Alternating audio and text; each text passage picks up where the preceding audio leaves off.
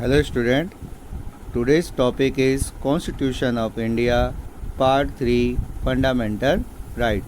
आज हम भारतीय संविधान में जो फंडामेंटल राइट्स हैं यानी कि जो मूल अधिकार हैं उनके बारे में अध्ययन करेंगे।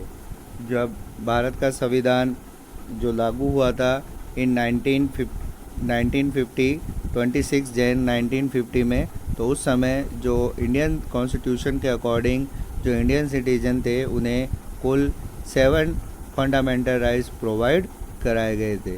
बट जो 7 राइट्स है, राइट टू प्रॉपर्टी, उसे डिसॉल्व कर दिया गया in amendment number 44 in 1978।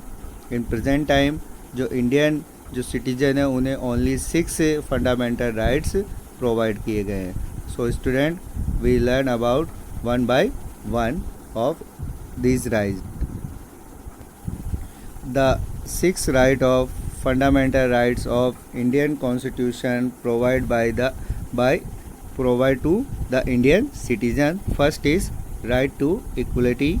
Second is right to freedom of right to liberty and personal freedoms. Third is right to against explanations.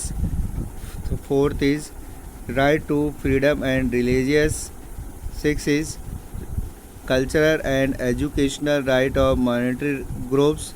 And sixth is right to constitutional remedies. ये जो 6 अलग अलग तरीके के जो राइट्स हैं, अधिकार इंडिया को दिए गए हैं। राइट टू इक्वलिटी यानी समानता का अधिकार, right to liberty and personal freedom यानी कि स्वतंत्रता और जो व्यक्तिगत स्वतंत्रता का अधिकार।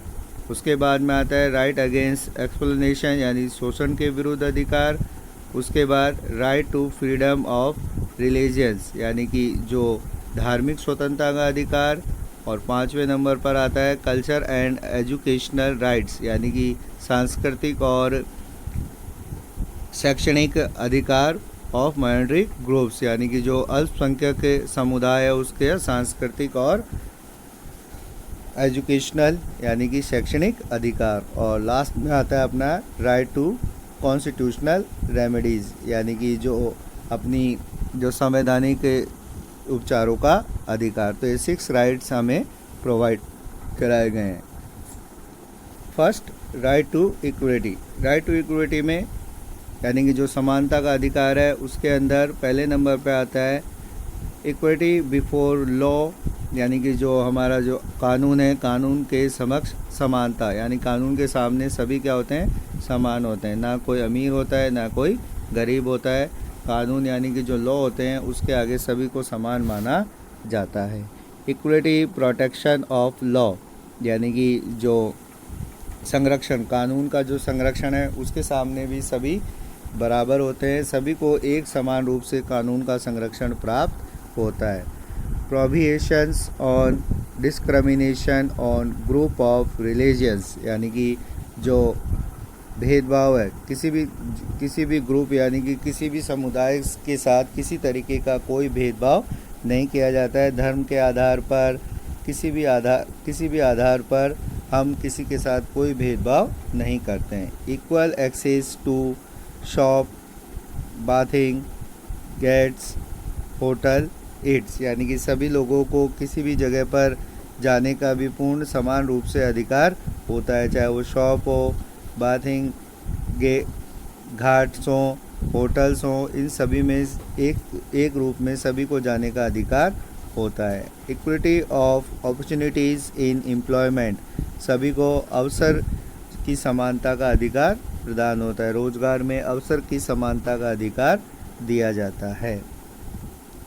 एबोलिशन ऑफ टाइटल्स यानी कि जो टाइटल्स होते हैं उनको लेने का अधिकार नहीं होता है, कोई भी किसी भी तरीके की उपाधियों का अंत इसमें किया जाता है। एबोलिशन ऑफ अनटचेबिलिटीज यानी छुआछूत का भी अंत इसमें किया जाता है, किसी तरीके का कास्ट डिफरेंसेस देखने को नहीं मिलता है। तो ये कुछ जो अपनी जो इक्वलिटी के अकॉर्डिंग जो राइट्स हैं उसमें दिए गए हैं कि सभी लोग लॉ यानी कानून के समान समक्ष होते हैं।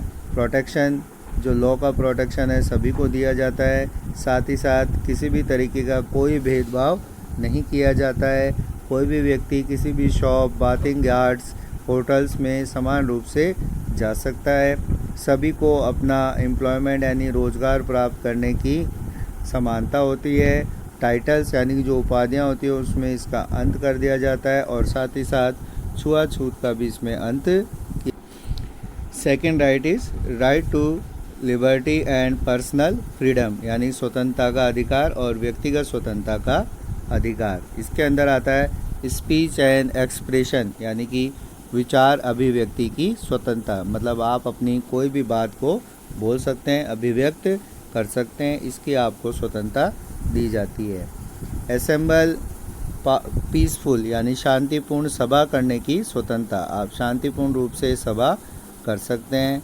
फ्रॉम एसोसिएशन, यानी कि जो एसोसिएशन यानी कि जो समुदाय है, ग्रुप है, उसको बनाने की भी आपको स्वतंत्रता होती है। Move freely through out the territories of India, यानी कि इंडिया में आप कहीं पर भी स्वतंत्र रूप से भ्रमण कर सकते हैं, आपको कहीं पर भी घूमने की आज़ादी दी जाती है।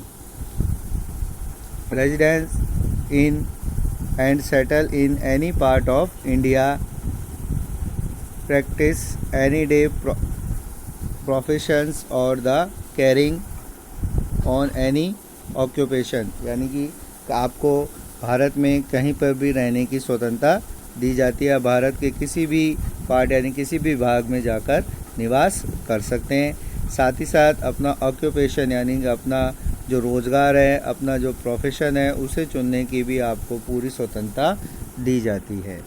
इसके बाद trade and business, right to life and liberty, यानी कि आपको अपने जीवन और स्वतंत्रता का पूरा अधिकार मिलता है कि आप अपना जीवन किस तरीके से निर्वाह करते हैं। Right of the execute and convent, यानी कि जो आपके जो आत्मरक्षा का आपको अधिकार प्रदान किया जाता है।